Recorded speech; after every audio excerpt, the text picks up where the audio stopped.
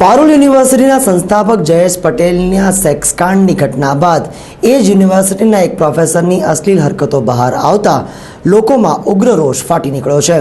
પારુલ યુનિવર્સિટીના સંસ્થાપક જયેશ પટેલ હાલ બળાત્કારના આરોપસર જેલના સળિયા પાછળ છે અને આ બાબત અદાલત સમક્ષ વિચારાધીન છે। તેવા સમયે પારુલ યુનિવર્સિટીના એક પ્રોફેસર સ્વર પટેલ પોતાના મોબાઈલ ફોનમાં અશ્લીલ ક્લિપિંગ જોતા હોવાના તથા પારુલ યુનિવર્સિટીમાં એક વિદ્યાર્થી અને એક વિદ્યાર્થીની યુનિવર્સિટી પ્રાંગણમાં જ એકબીજાને ચુંબન કરતા હોવાના વિડીયો વાયરલ થતા પારુલ યુનિવર્સિટી ફરી એકવાર વિવાદોમાં સપડાઈ છે। આ બાબતે આજરોજ યુવા સેનાના લખન દરબારે જિલ્લા કલેક્ટરને આવેદનપત્ર સુપ્રત કરી પારુલ યુનિવર્સિટી સરકારે હસ્તક કરી લેવી જોઈએ તેવી માંગ કરી હતી।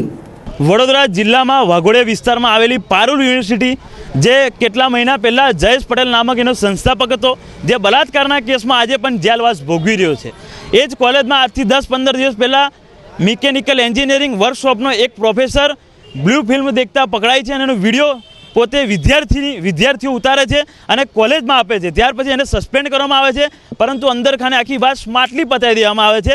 ત્યાર પછી એ જ કોલેજમાં પારુલના કેમ્પસમાં એક વિદ્યાર્થી અને વિદ્યાર્થીનીઓ અશ્લીલ હરકત કરતા પકડાય છે અને એનો વિડીયો કોલેજના છોકરાઓ દ્વારા ઉતારવામાં આવે છે અને એ વિડીયો અમને સોશિયલ મીડિયાના માધ્યમથી આ બે વિડીયો અમને મળેલ છે।